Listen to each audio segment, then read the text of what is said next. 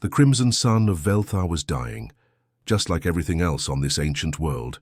Queen Nara stood on her palace balcony, watching the last of her people pack their belongings into Exodus ships. Her silver skin, once radiant like starlight, had faded to the color of old ash. For 800 years she had ruled this empire.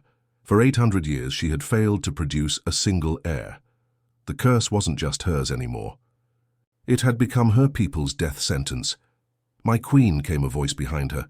High Counselor Thane approached with careful steps, his own crystalline features dim with worry. "The human trader has arrived. His ship just docked at the main port." Nara closed her eyes. A human. Of all the species in the galaxy, they had to pin their hopes on the most unpredictable race. Humans were known for many things. Their stubborn refusal to die, their ability to eat poison and call it food, their strange habit of making friends with creatures that should terrify them. But most importantly, they could breed with almost anyone. "Has the council made their final decision?" she asked, though she already knew the answer. "Yes, my queen, the vote was unanimous. You are to be gifted to this human. Perhaps his genetics will succeed where our greatest scientists have failed." The word gifted tasted bitter in her mouth, like she was some precious object to be handed over to a stranger. But what choice did they have? The Velthari reproductive cycle required royal blood to continue. Without an heir, their people would scatter across the galaxy within a generation, their culture lost forever. Down in the port, Kang Minho wiped grease from his hands and stepped back from his ship's engine. The old cargo vessel wasn't much to look at, but she had carried him safely across half the galaxy. He was just a simple trader, buying and selling whatever kept him fed and his ship fueled. The Velthari had good crystals, and he had medical supplies they needed. It should have been a simple exchange. "Captain Kang?" A tall figure approached, moving with the fluid grace that all Velthari possessed.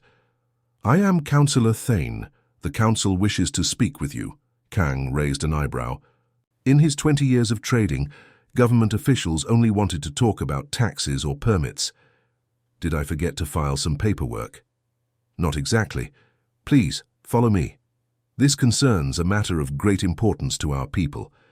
The council chamber was a sight to behold. Crystal walls that seemed to pulse with their own inner light, and 7 ancient beings sitting in chairs that looked more like thrones. But Kang's attention was drawn to the figure standing apart from them all. Even with her skin dulled by whatever sadness she carried, the queen was the most beautiful being he had ever seen. "Human," the lead counselor spoke, "we have a proposal for you." Kang listened in growing amazement as they explained their situation. Their queen, barren for centuries, their civilization dying without an heir, their hope that human adaptability might somehow break the curse that plagued their royal bloodline. "You want to give me your queen?" Kang asked, making sure he understood correctly. "A cultural exchange," Thane corrected smoothly. "A joining of our peoples in the hope of mutual benefit." Queen Nara finally spoke. Her voice like music played on crystal chimes. "I understand this is unusual, human, but my people face extinction. If there is even the smallest chance that your genetics might succeed where ours have failed..." Kangs looked at her, really looked. Behind those ancient eyes he saw something he recognized. Desperate hope mixed with crushing responsibility. He had seen the same look in his own mirror during the worst times of his life. "Your Majesty," he said carefully, "I'm just a trader. I fix engines and haggle over prices. I'm nobody special." "Perhaps," she replied, "that is exactly what we need." The silence stretched between them as Kang considered the impossible situation. He could refuse and continue his simple life among the stars, or he could accept and become part of something much larger than himself.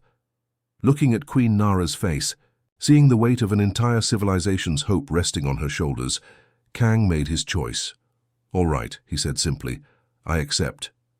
The cargo hold of Kang's ship had never housed royalty before. He had cleared out his best storage compartment, set up a comfortable sleeping area, and even installed a small privacy screen. It wasn't a palace, but it was the best he could offer. Queen Nara sat on the makeshift bed staring at the metal walls that now formed her entire world. Her silver skin had turned the color of storm clouds, a dull grey that seemed to absorb light, rather than reflect it. She hadn't spoken a word since they left Velthar 3 days ago. Kang knocked softly on the doorframe. "Your Majesty, I brought some food." She didn't look up. "I am not hungry. You haven't eaten since we left. Your people said you need nutrients, or your skin will start to crack." A flash of brighter silver crossed her features. Embarrassment, he guessed. The Velthari showed emotions through their skin color, and he was slowly learning to read the patterns. "Leave it there," she said quietly. Kang set the tray down and turned to go, then paused. "Look, I know this isn't easy, being stuck on a tiny ship with a stranger, leaving everything you've ever known, but we're going to be together for a while. We might as well try to make the best of it." Queen Nara finally looked at him, her ancient eyes filled with something between anger and sadness. "Make the best of it. I am 800 years old. I have ruled an empire that spans 12 star systems, and now I am cargo on a trader's ship, handed over like a piece of property to a man who smells of engine oil." Kang couldn't help but smile. "A little. Fair enough. But for what it's worth, I've never met anyone who carries themselves like you do. Royal or not, you've got dignity that most people would kill for." She blinked in surprise, clearly not expecting a compliment. Her skin flickered with a brief hint of pale blue. Confusion, maybe. Over the following weeks, their interactions remained polite but distant. Kang would bring her meals, check if she needed anything, and update her on their travel progress. Queen Nara would thank him formally and return to her silent contemplation. Everything changed when they reached the human colony of New Haven. "Would you like to see something interesting?" Kang asked as they approached the planet. This world was completely dead when humans first found it. No atmosphere, no water, nothing but rock. Queen Nara moved to the small viewing port, curious. Despite herself, what she saw below defied everything she knew about civilization. The planet was green and blue, covered in cities that seemed to grow organically from the landscape. But more shocking was what the sensors told her. The atmosphere was artificially maintained, the water artificially created, the entire world artificially brought to life. "How?" she whispered. "Terraforming. Humans are good at making dead things live again." Kang's voice carried a note of pride. "It took them 50 years, but they turned a lifeless rock into a home for 2 million people." As they landed at the spaceport, Queen Nara observed something that shook her to her core. The humans running the facility weren't organized by bloodlines or ancient hierarchies. A young woman who couldn't be more than 30 was giving orders to people twice her age, and they listened because she was good at her job, not because of who her parents were. "Where is your king?" she asked Kang as they walked through the bustling terminal. "King? We don't have kings. The colony is run by an elected council. People vote for who they think will do the best job. But how do you maintain order? How do you preserve your culture without proper bloodlines?" Kang stopped walking and looked at her with genuine confusion. "Your Majesty, with respect, what does blood have to do with being a good leader? My father was a drunk who could barely keep a job. That doesn't make me a bad person." Queen Nara watched a group of human children playing nearby. They came in all different colors and sizes, clearly from mixed backgrounds, yet they played together without any thought of hierarchy or status. Their parents watched with the same protective love she had seen in Velthari families, but there was something different here, something more relaxed. "On Velthar," she said slowly, "our bloodlines determine everything. Who can rule? Who can mate with whom? What jobs people can hold. It has been our way for thousands of years." "And how's that working out?" Kang asked gently. The question hit like a physical blow. Her skin flashed deep purple, pain mixed with realization. Her precious bloodlines, her ancient traditions, her perfect royal genetics had led to exactly one thing: the slow death of her entire civilization. That night, as they shared a simple meal in the ship's tiny galley, Queen Nara asked her first real question. "Tell me about your childhood, Kang. How does one become a trader without royal blood?" For the first time since leaving Velthar, her skin showed a faint shimmer of genuine silver. And for the first time, Kang saw not a queen, but a woman who was finally ready to learn something new. 3 months of traveling together had changed everything between them. Queen Nara no longer stayed hidden in the cargo hold. Instead, she spent her days in the ship's small common area, watching Kang work on repairs or listening to his stories about the strange places he had visited. "So there I was," Kang said, waving a wrench as he spoke, "stuck on a planet where the local wildlife thinks humans are a delicacy. I'm hiding behind a rock, trying to fix my communicator, when this six-legged creature the size of a horse starts sniffing around." Nara leaned forward, her skin showing hints of pale gold, the color she displayed when genuinely interested. "What did you do?" "Well, I remembered reading that these creatures hate the smell of mint, so I grabbed my emergency toothpaste and squeezed the entire tube all over myself." "Toothpaste?" Nara's voice rose in disbelief. "Hey, it worked. The thing took one whiff of me and ran away like I was on fire. Though I have to admit, I probably looked pretty ridiculous covered in blue gel, hiding behind a rock in my underwear. The mental image was too much." Queen Nara threw back her head and laughed, a real genuine laugh that seemed to come from deep in her chest. The sound filled the small ship like music, and then something incredible happened.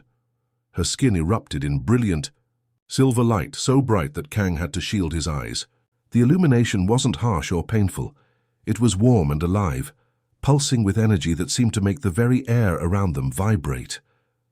For a moment, Queen Nara looked like a living star. "Nara!" Kang jumped up, alarmed. "Are you okay?" She stared down at her hands in wonder. The silver light was already fading, but her skin retained a healthy glow she hadn't seen in decades. I don't understand. This hasn't happened since I was young." "When you were young? You mean this is normal?" "It used to be. Velthari skin responds to strong emotions, joy, love, excitement. But mine has been dim for so long, I had forgotten what it felt like to truly shine." Kang felt a strange warmth in his chest as he watched her examine her glowing hands. "Maybe you just needed something to laugh about." Over the next few days, Nara's transformation continued. Her skin maintained its healthy silver sheen, and she began to notice other changes. She felt stronger, more energetic. Her appetite returned, with a vengeance. Most surprisingly, she found herself looking forward to each day in a way she hadn't experienced in centuries. "I think we should stop at the next medical station," Kang suggested, as they approached a human outpost. "Just to make sure everything's okay with you." Dr. Kim at the Frontier Medical Station had seen many strange things in her 20 years of treating spacers, but a glowing alien queen was a first. She ran every scan she could think of, comparing the results to the Velthari medical data that Nara provided. "This is fascinating," Dr. Kim said, studying the readouts. "Your Majesty, according to these scans, your entire biological system is undergoing some kind of awakening." "What do you mean?" Nara asked, though something in her heart already knew. "Your reproductive system shows signs of activity for the first time in centuries. But more than that, your cellular structure is becoming more flexible, more adaptable. It's as if your body is preparing for something it hasn't done in a very long time." Kang and Nara exchanged glances. "Is that possible?" he asked. Dr. Kim pulled up a comparison chart. "Look at this. Velthari biology is incredibly stable, almost too stable. Your cells are designed to last for millennia without change. But that same stability can become a prison. Your reproductive system locked itself down because it was too perfect, too controlled." She turned to Kang. "Human genetics, on the other hand, are chaos. We're constantly mutating, adapting, changing. Our DNA is messy and unpredictable, and apparently that's exactly what Her Majesty's system needed." "I don't understand," Nara said softly. "Exposure to human pheromones, human genetic markers in the air, even human emotional patterns. It's all acting like a catalyst. Your body is remembering how to change, how to adapt. The laughter, the joy you've been experiencing, it's not just emotional, it's biological." Kang felt his heart racing. "Are you saying what I think you're saying?" Dr. Kim smiled. "I'm saying that for the first time in centuries, Queen Nara's body is preparing for the possibility of conception, not just pregnancy, but the creation of something entirely new." The silence in the medical bay was deafening. Nara's skin cycled through a dozen colors: shock, fear, hope, wonder, before settling on a warm, steady silver that seemed to pulse with life itself. "How is this possible?" she whispered. "Sometimes," Dr. Kim said gently, "the most perfect systems need a little chaos to truly come alive. And humans, Your Majesty, are very good at providing chaos." As they walked back to their ship, Nara caught Kang's hand. Her skin was warm now, alive with possibilities that neither of them had dared to imagine. "What happens now?" she asked. Kang squeezed her fingers gently. "Now we find out what happens when two very different worlds decide to create something together." 2 weeks after leaving the medical station, Nara woke up feeling different. Not sick exactly, but aware of her body in a way she hadn't been for centuries. She placed a hand on her stomach and gasped. There was something there, a tiny spark of life that pulsed with its own rhythm. "Kang," she called softly, finding him in the ship's engine room as usual. I think it happened." He looked up from the reactor coils. Grease smudged across his cheek. "What happened?" Instead of answering, she took his hand and placed it on her abdomen. For a moment, nothing. Then Kang's eyes went wide as he felt it too, a gentle thrumming. That seemed to sync with both of their heartbeats. "Is that—" he whispered. "I believe so." Nara's skin glowed with soft golden light. "After 800 years, I'm finally carrying a child." The confirmation came 3 days later at another medical station. Dr. Patel, a specialist in cross-species biology, ran the scans twice before she believed her own equipment. "This should be impossible," she muttered, studying the holographic display. "The genetic incompatibilities alone should have prevented conception. But look at this." The image showed a tiny life form that defied every rule of biology. The developing child had human DNA woven together with Velthari genetics in patterns that shouldn't exist. More incredible still, the baby seemed to be adapting, in real time, creating new genetic combinations as it grew. "The child is essentially rewriting its own biology," Dr. Patel explained. "It's taking the best traits from both parents and combining them in ways we've never seen before. Human adaptability, Velthari longevity, crystalline biology that can process energy directly from starlight." "What does that mean?" Kang asked, though he wasn't sure he wanted to know.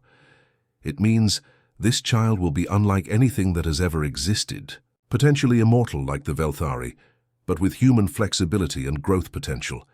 And these energy readings suggest abilities we can't even predict." Word of the pregnancy spread faster than they could have imagined.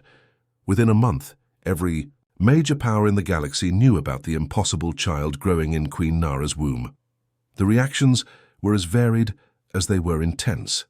The remaining Velthari celebrated like their world had been reborn. Messages flooded their ship from across the scattered empire, crying tears of joy that their bloodline would continue. Some called it the greatest miracle in their species' history, but not everyone was celebrating. "We're being followed," Kang announced one morning, checking the long-range sensors. 3 ships, staying just at the edge of detection range. "Velthari?" Nara asked, though her darkening skin suggested she already suspected otherwise.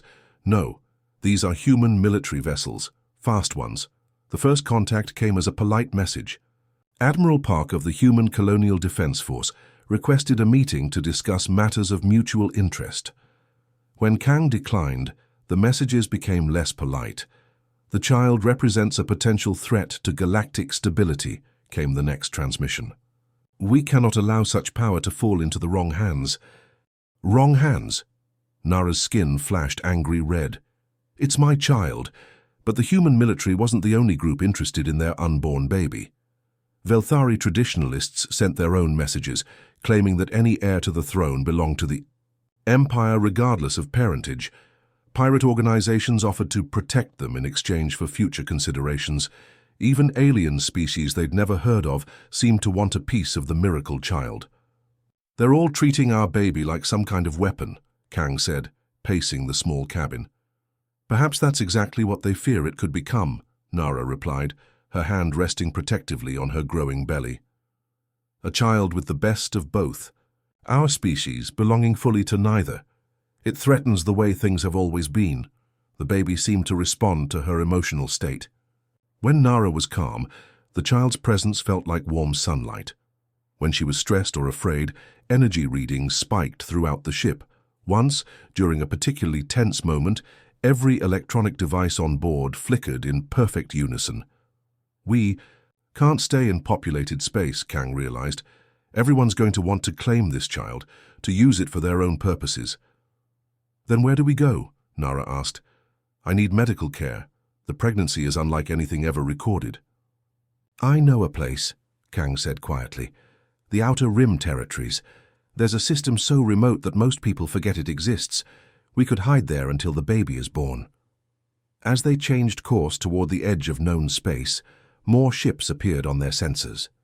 Word was spreading that the miracle child's parents were on the run, and everyone wanted to be the one to find them first. Nara felt the baby move for the first time as they jumped to hyperspace, fleeing toward the unknown. The sensation was unlike anything she had ever experienced, not just physical movement, but a pulse of pure potential that seemed to light up her entire body. "Hold on, little one," she whispered to her unborn child. "Your parents are going to make sure you're born free no matter what it takes." Behind them, the civilized galaxy buzzed with activity as fleets mobilized and factions prepared for conflict. The child hadn't even been born yet, but it was already changing the balance of power among the stars. The alarms started screaming at 3 in the morning, ship time. Kang bolted upright in his bunk, immediately alert. After months of running, he had learned to sleep with one ear always listening for trouble. "Kang," Nara's voice came through the intercom, tight with fear. "We have company." He rushed to the bridge where Nara sat at the sensor station, her skin cycling through worried shades of purple and grey. Her pregnancy was showing now, a gentle curve that she protected instinctively with her hands. "How many?" he asked, sliding into the pilot's seat. 7 ships, 3 human cruisers coming from the port side, 4 Velthari interceptors approaching from starboard. "They've got us boxed in." Kang's hands flew over the controls, plotting escape routes. "They're coordinating their attack. That's new." "Enemy of my enemy," Nara said bitterly. "It seems both our peoples have decided to work together when it comes to stealing our child." The communication system crackled to life. A stern human voice filled the bridge. "This is Captain Lee of the UEF Horizon. You are ordered to surrender immediately. The child you carry is too dangerous to remain in private hands." Before Kang could respond, a second voice cut in, the musical tones of High Counselor Vex from the Velthari fleet. "Queen Nara, you will return to your people. The royal heir belongs to the Empire. Your human companion may leave unharmed if he cooperates." "Like hell," Kang muttered, pushing the engines to maximum power. "Hold on." The ship lurched forward, diving toward the nearby asteroid field. It was a dangerous move. The rocks could crush them just as easily as provide cover, but it was their only chance. "Pursuit ships are following," Nara reported, her voice steady despite the fear in her eyes. "They're not giving up." "They never do anymore," Kang said, weaving between massive space rocks. "Every time we think we've lost them, more ships show up. It's like they've got trackers on us." "Maybe they do." Nara's skin flashed with realization. "The medical stations where we've been getting checkups, they could be marking us somehow." Laser blast sizzled past their viewport, close enough to make them both flinch. The pursuing ships were gaining ground, their larger engines giving them an advantage in open space. "There," Nara pointed to a gap between 2 enormous asteroids. "Can you fit us through there?" "We're about to find out." Kang angled the ship toward the narrow opening. The hull scraped against rock as they squeezed through, but they made it. Behind them, the larger pursuit ships had to slow down, giving them precious seconds. This had become their life over the past 3 months. Running from system to system, never staying in one place long enough to feel safe. They had tried hiding on remote planets, but satellites always found them. They had attempted to blend in with merchant convoys, but their ship's energy signature was too unique. "The baby's getting stronger," Nara said during a quiet moment as they drifted in the shadow of a gas giant. "I can feel it affecting the ship's systems." She was right. Electronic devices had started responding to the unborn child's moods. When the baby was calm, their equipment ran smoothly. When it was agitated, usually when Nara was stressed, lights flickered and computers glitched. "Is that normal?" Kang asked. "Nothing about this pregnancy is normal. But I don't think it's dangerous. The child seems to be curious about its surroundings." They had learned to read the signs. When the baby was active, they knew to check their sensors more carefully. Somehow the unborn child could sense approaching danger before their equipment could detect it. "We can't keep running forever," Kang said one evening as they shared a simple meal. "You need proper medical care, and the baby needs a safe place to be born." "I know." Nara's hand rested on her growing belly. "But where can we go?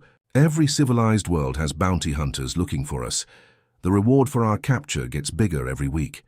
"There's a place," Kang said slowly, "at the very edge of known space, a system called Kepler 442.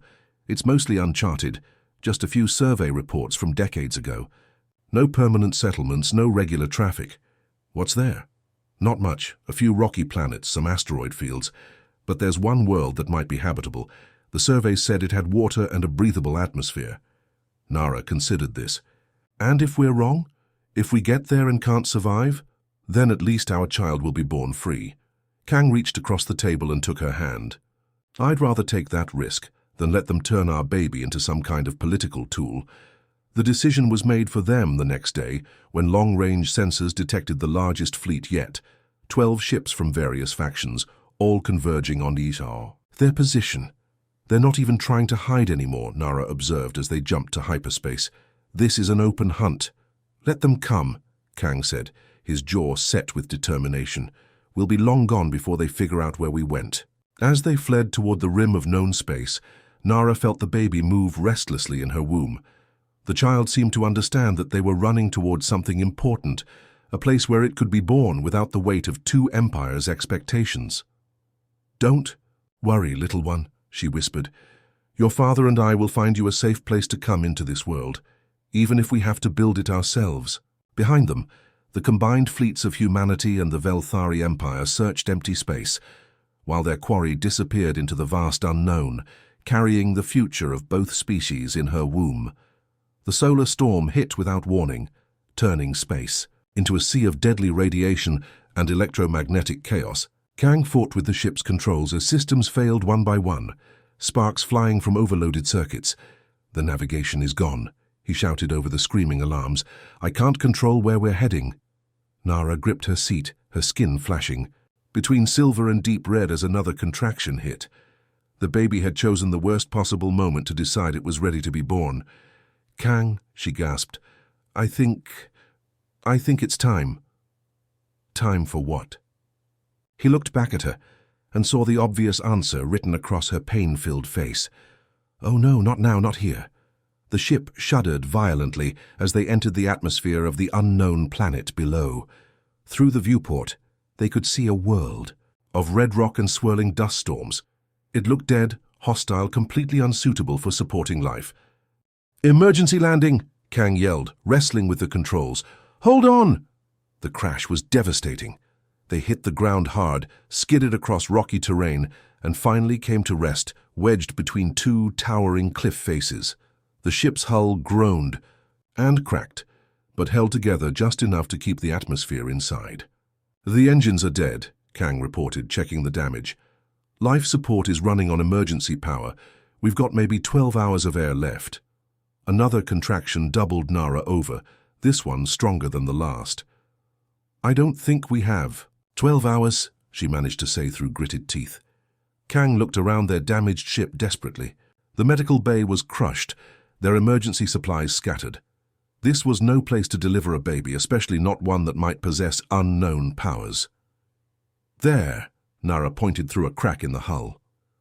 "I can see light coming from those rocks. It might be a cave." With no other choice, Kang helped her out of the wreckage. The planet's air was thin but breathable, though it tasted of minerals and dust. They stumbled toward the cliff face, where strange blue-green light filtered through cracks in the stone. The cave they found was unlike anything either of them had ever seen. The walls were covered in crystal formations that pulsed with their own inner light, creating a natural cathedral of living rock. The air inside was warmer, more humid, as if the cave had its own microclimate. "It's beautiful," Nara whispered, then cried out as another contraction hit. Kang spread their emergency blankets on the smoothest patch of cave floor he could find.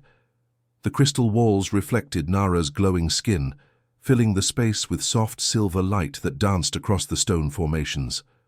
"I don't know anything about delivering babies," he admitted, fear creeping into his voice.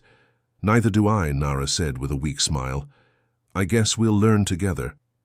The labor was long and difficult, made worse by their harsh surroundings. But as the hours passed, something strange began to happen. The crystals around them started glowing brighter, as if responding to Nara's presence. The air grew warmer and more comfortable with each passing moment. "Do you feel that?" Nara asked during a brief rest between contractions. "It's like the cave is helping us." Kang had noticed it too. The harsh mineral taste in the air was fading, replaced by something cleaner, more natural. And was it his imagination, or were those tiny green shoots appearing in the cracks between the crystals? When baby Hana finally arrived, she came into the world silently, her large dark eyes already alert and aware. Her skin shifted between human pink and crystalline silver, settling into a gentle pearl color that seemed to glow from within. "She's perfect," Kang breathed, carefully holding his daughter for the first time. But Hana was more than perfect. She was miraculous. The moment she drew her first breath, the cave exploded with life. Plants burst from every crack in the walls, not the stunted growths of a hostile world, but lush, healthy vegetation that had no business existing in this environment. "How is this possible?" Nara whispered, watching vines heavy with fruit spiral up the crystal walls. The baby gurgled softly and more changes rippled outward from where she lay. A spring of clean water bubbled up from the cave floor. The air became rich with oxygen from the suddenly thriving plants. The temperature rose to a comfortable warmth that had nothing to do with geothermal energy. "She's changing everything around." "Her," Kang realized, awe filling his voice. "Just by being here, she's bringing life to a dead world." Tiny Hana wrapped her fingers around Kang's thumb, and he felt a jolt of pure energy pass between them. For a moment, he could sense what she sensed, the sleeping potential in every grain of sand, every drop of water, every molecule of air. The planet wasn't dead, just dormant, waiting for the right catalyst to awaken it. "Our daughter," Nara said softly, "is that catalyst." Over the following days, as they waited in their transformed cave for rescue or for their ship to be repaired, the changes continued to spread. What had started as a small oasis of life began expanding outward. Green crept across the barren rocks. Springs appeared where there had been only dust. The very atmosphere grew richer and more breathable. "The fleets will find us eventually," Kang said, watching his daughter sleep peacefully in her mother's arms. "When they do, they'll see what she can do." "Let them come," Nara replied, her skin glowing with fierce protective love. "Let them see what happens when two peoples who were meant to be together create something greater than either could achieve alone." Baby Hana stirred in her sleep, and flowers bloomed in her footprints where she had crawled across the cave floor. She was only days old, but already she was changing the world around her simply by existing. Outside their cave, a dead planet was slowly coming back to life, one heartbeat at a time. Baby Hana was 3 weeks old when she first spoke to her parents, without making a sound. Kang was repairing their ship's communications array when a wave of pure contentment washed over him, so strong and clear that he had to sit down. "Did you feel that?" he called to Nara, who was tending to the garden that had sprouted around there. "Cave entrance, the happiness, yes, I felt it too." Nara smiled as she watched their daughter gurgling in her makeshift crib. "I think she's trying to tell us she likes it here." It was true. Hana had a way of sharing her emotions that went far beyond normal baby cries. When she was hungry, both parents felt a gentle tugging sensation in their stomachs. When she was tired, waves of sleepiness would flow through the cave. And when she was happy, which was most of the time, the entire area seemed to pulse with joy. "Look at this," Nara said, kneeling beside the baby. Hana reached up with tiny fingers to touch her mother's face, and where skin met skin, Nara's crystalline features blazed with warm light. "She's sharing energy with me. I can feel my strength returning faster than it should after childbirth. Kang joined them, and when Hana grasped his finger, he felt it too, a flow of vitality that made him feel like he could work for days without rest. But more than that, he sensed something else flowing between them. Emotions, yes, but also images and feelings that weren't quite thoughts yet. She's going to be incredibly smart, he realized. I can feel her mind growing every day. Hana's physical development was just as remarkable. Her skin would shift between human pink and Velthari silver, depending on her mood, sometimes creating beautiful patterns that looked like living art. When she was curious, silver lines would trace across her features like circuitry. When she was sleepy, her skin would take on a soft pearl-like glow, but it was her effect on the world around her that truly amazed them. Every day, the circle of life expanding from their cave grew larger. Plants that shouldn't exist on this harsh world thrived wherever Hana had been.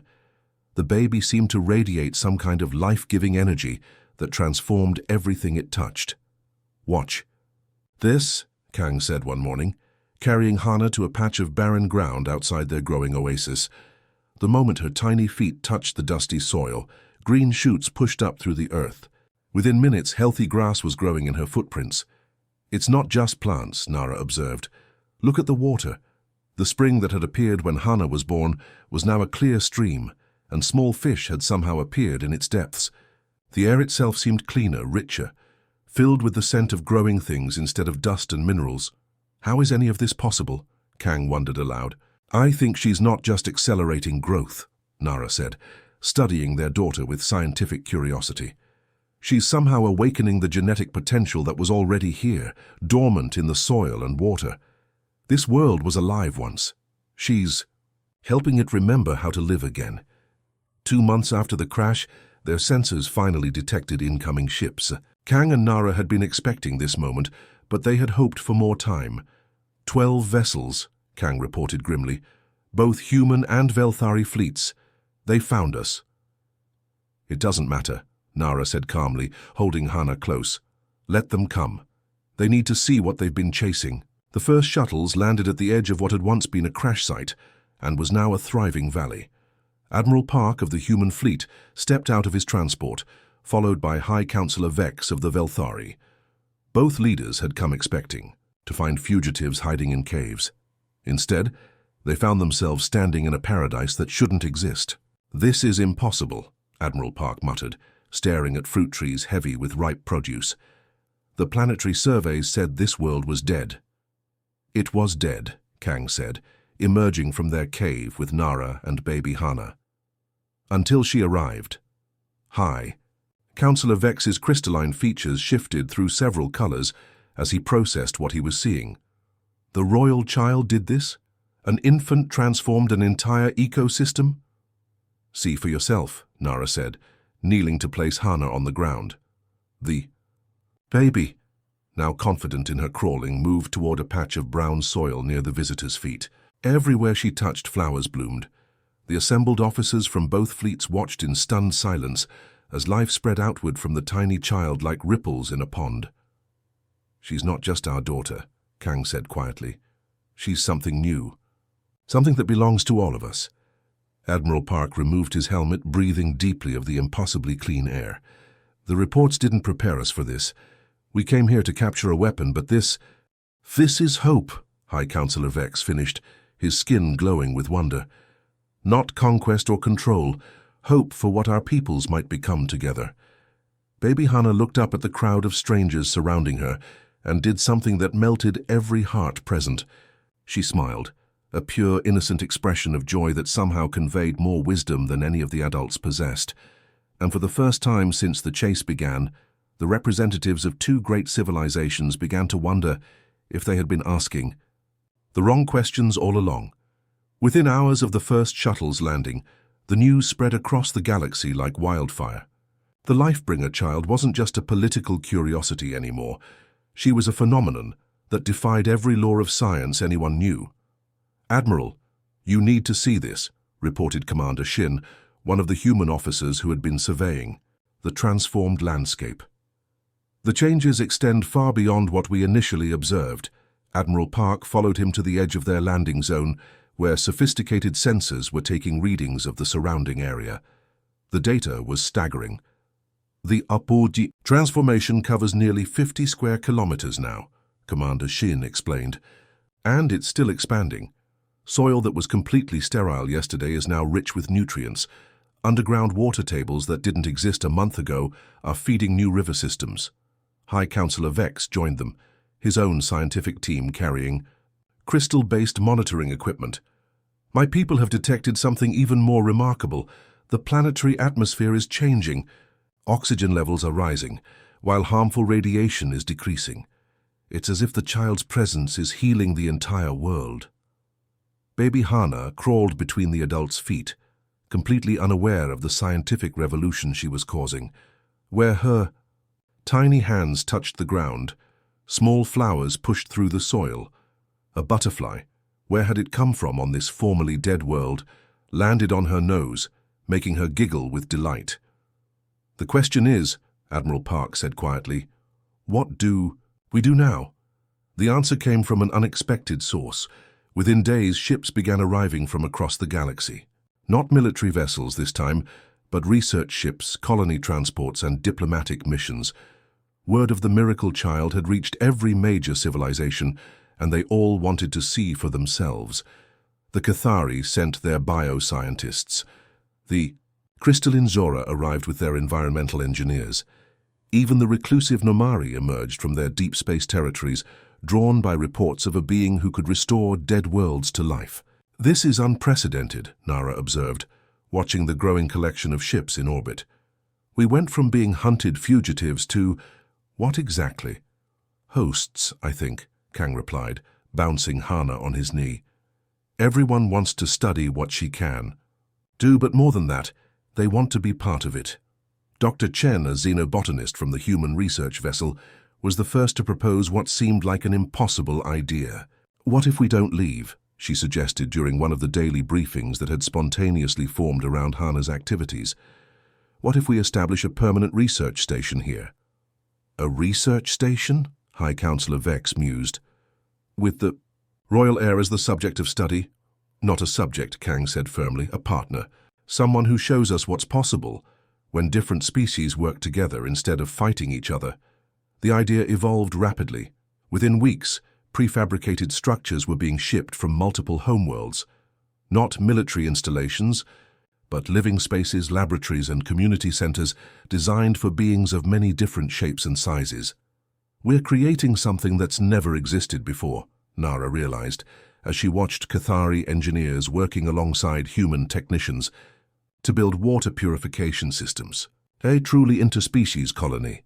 Hana, now 6 months old and crawling with determined curiosity, seemed to approve of all the activity. Wherever the construction crews worked, their job became easier. Tools lasted longer without breaking. Materials bonded better. Even the weather seemed to cooperate, with gentle rains falling exactly when the newly planted crops needed water. She's not just transforming the environment, observed Dr. Euler, a Zora psychologist. She's transforming us. When I work near the child, I find myself understanding my human colleagues better. Communication barriers that have existed for centuries seem to dissolve. It was true. The various species working on New Haven, as the settlement had come to be called, were cooperating in ways that diplomats had claimed were impossible. Language barriers became less important when emotions and intentions could be shared through Hana's empathic field.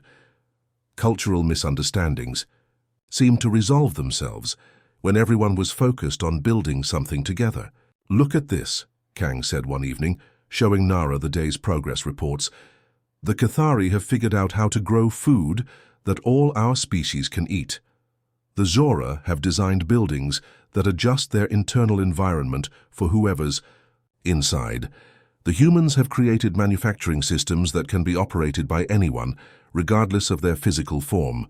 6 months after the first rescue ships arrived, New Haven had become the most diverse settlement in known space. Representatives from 15 different species lived and worked together, all drawn by the miracle of a child who brought life wherever she went.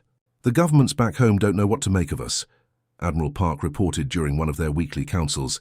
They sent me here to capture a potential weapon, and instead, I'm helping to build the first truly integrated interspecies society. You going to be in trouble? Nara asked, concerned for the man who had become a friend rather than a captor. Park smiled, watching Hana toddle between a group of Cathari children who had arrived with the latest transport. Probably, but some things are more important than following orders. This little girl is showing us what the galaxy could become if we stopped being afraid of each other. As the sun set over New Haven, painting the sky in colors that had never existed on this world before Hana's arrival, families of a dozen different species gathered for their evening meal. Children of various forms played together while their parents planned tomorrow's projects. And at the center of it all, a human Velthari baby took her first steps, walking from her father's arms to her mother's embrace, leaving a trail of flowers blooming in her wake. 5 years had passed since that first landing on the dead world that was now called New Haven. What had started as a desperate crash site had grown into the most remarkable city in the galaxy, a place where beings from dozens of worlds lived, worked, and thrived together. Hana walked through the bustling market square, her appearance drawing smiles from every direction. Now a confident 5-year-old, she had grown into her unique heritage beautifully. Her skin shifted naturally between human tones and crystalline silver, depending on her mood and who she was talking to. When speaking with Velthari visitors, she unconsciously took on their luminescent qualities. Around humans, she appeared more familiar, more approachable. "Good morning, Elder Moss," she said cheerfully to a towering Cathari whose bark-like skin was covered in flowering vines. The ancient being's language was a series of rustling sounds that most translators couldn't handle. But Hana understood perfectly. "The little bridge builder grows taller each day," Elder Moss replied in his native tongue, his voice like wind through leaves. "The saplings you helped us plant last season are bearing fruit." "Can I see them later?" Hana asked, switching effortlessly to the clicking sounds of Cathari speech. "I want to make sure they're getting enough nutrients from the soil." This was Hana's gift, not just the ability to bring life to dead worlds, but to truly understand and connect with any intelligent being she met. She didn't just learn languages, she seemed to absorb the very essence of how different species thought and felt. "Hana," called a familiar voice. Dr. Patel, now the head of New Haven's Biological Research Division, waved from across the square. "The delegation from the outer spiral has arrived. They're asking for you, specifically." Hana nodded and made her way to the diplomatic center, a beautiful building that had been grown rather than built, its living walls adjusting their temperature and lighting for whoever was inside. The outer spiral delegation consisted of beings that looked like walking crystals, their body as refracting light in patterns that served as their form of communication.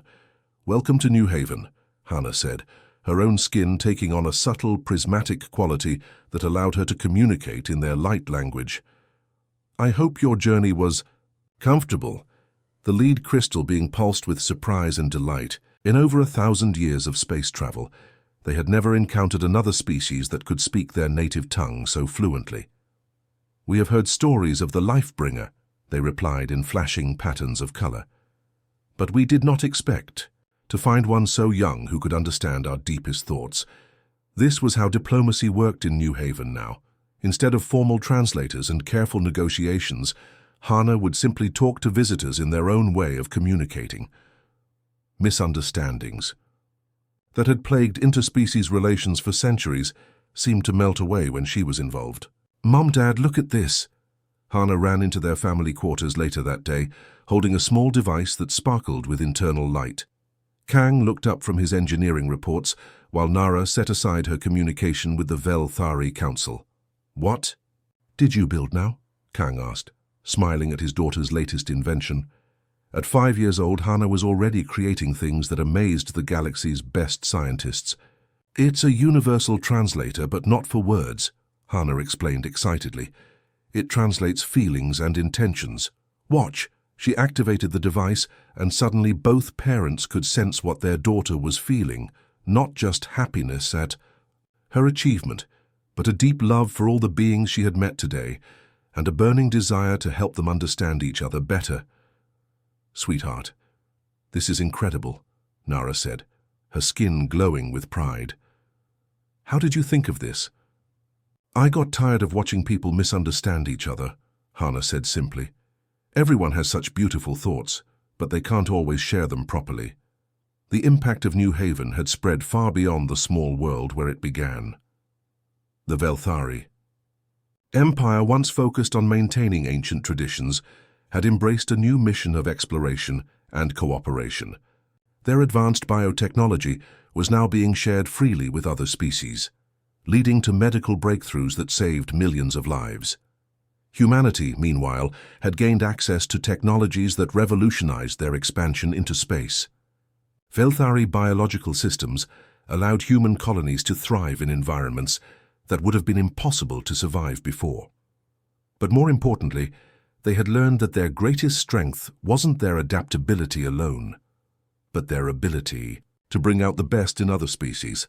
The Council wants me to return to Velta, Nara told Kang one evening, as they watched Hannah playing with a group of children from 7 different worlds. They want to officially name her as heir to the throne. What did you tell them? I told them she already has a throne. It's just bigger than they imagined. It was true, Hannah didn't rule over a single empire or species. Instead, she had become something more important, a living symbol of what was possible when different peoples worked together. Colonies across the galaxy were requesting her help in establishing their own interspecies communities. Scientists from dozens of worlds collaborated on projects that would have been unthinkable just years before. Do you ever regret it? Kang asked, taking Nara's hand as they watched their daughter teach a young Zora how to make flowers bloom with just a touch. Leaving your empire, giving up your crown? Nara's skin sparkled with warm silver light. I didn't give up my crown, she said softly. I just learned to share it with the entire galaxy, as the 3 moons of New Haven rose over the thriving city. Families of countless species tucked their children into beds, telling them stories of the little girl who brought dead worlds to life and taught the galaxy how to live as one. And in the center of it all, Hannah fell asleep in her parents' arms, already dreaming of the new worlds she would help heal tomorrow. The universe was vast and full of wonders, but the greatest wonder of all was the proof that love, understanding, and cooperation could bloom anywhere, even in the void between the stars.